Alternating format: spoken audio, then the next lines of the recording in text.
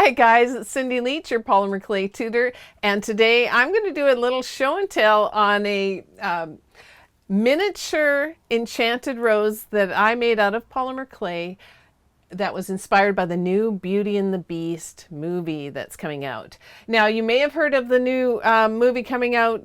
Beauty and the Beast are doing a live action version of it, and it's actually going to star Emma Watson, who was the girl Hermione in Harry Potter.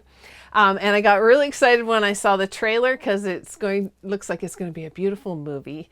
The kids watched it a lot when they were little, and if you've watched any of my videos, you'll know I'm not really a princessy kind of girl, but I did really love Beauty and the Beast when the kids watched it because Belle was such a neat character. She had a mind of her own. She was always off in other little worlds. She always stood up to the Beast, and she was just a cute girl, and I really admired her. So I liked the movie.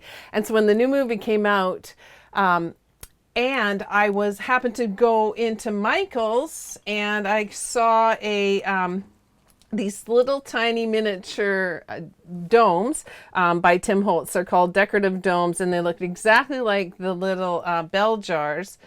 I thought it'd be super fun to see if I could make a miniature realistic looking enchanted rose. Now, I've seen a few out there that have been made out of polymer clay that are tiny this size, but they're not very realistic looking. They're quite chunky, and I wanted to see if I could really make it look real.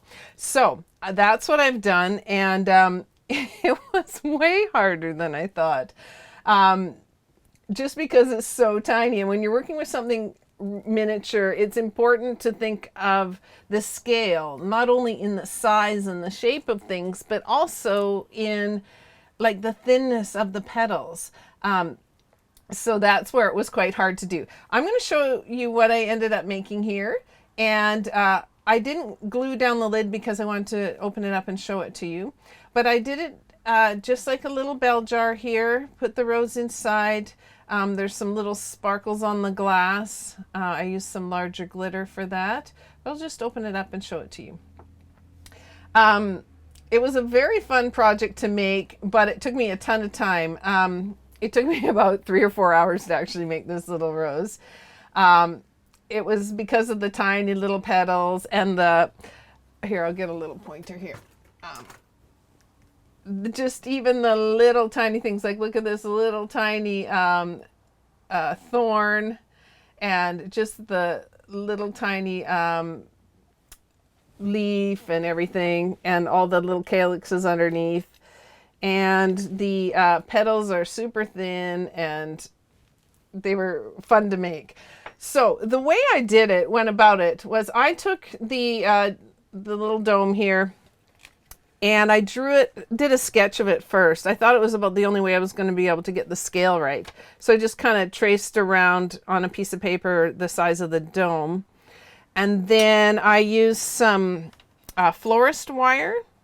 It's a thin gauged wire that's kind of wrapped in a green thread. I used that and bent it into the shape of the rose. I figured it was about the only way I was going to be able to get something strong to mount to the bottom of the little plate that's for the bottom of this little bell jar here. And so I bent it into the correct shape and then started building the rose onto there. The rose was made out of translucent clay. So I used some Primo white translucent, and I use the white rather than the regular translucent because it's whiter and it doesn't turn yellow. The regular translucent is a little bit more yellow. Then I use some Pinata inks, alcohol inks, to tint some polymer clay. I've shown that before, how you can tint translucent clay with it. So I made this super, super fine sheet of translucent, and then I cut out tiny little circles using a drinking straw, actually, and that is the base of each petal. So I take each little tiny petal, and you can see just how tiny these are here. I'll cut one more. That one kind of got squished. But each little petal, I had to pick it up and use that as each little petal for the rose. But if I just cut it like that and used it as is, the edges are still too thick, believe it or not, to look really delicate and realistic. So I used a ball tool and just really stretched out those edges and got them really ruffled, and built each little petal, stretched them out and built it around this tiny little rose. And then I did the green calyx and stuff was done with white translucent clay tinted with a little bit of green alcohol pinata ink. And then that I kind of built up underneath. Each stage, because it's so delicate, I had to bake each stage to start off with just with the heat gun to kind of get it heat set so that I wouldn't crush each little area as I was trying to add it on. My fingers are, I've got like these big thick fingers, and it's tricky to build something like that's that tiny without wrecking it. So I did heat set it with the heat gun after each layer of adding the petals and different things. The stem itself, I used some liquid polymer clay and mixed it with the alcohol ink and painted it over the wire so it would give some something to hold on to. Also, it acted as a glue to stick on that world's tiniest little thorn. I think that was probably the hardest part to do there, was getting that thorn small enough and then sticking it onto that liquid clay. The little leaf here was done, I kind of made a little tiny leaf and baked it over the side of one of my little wooden tools. Here, I'll grab that.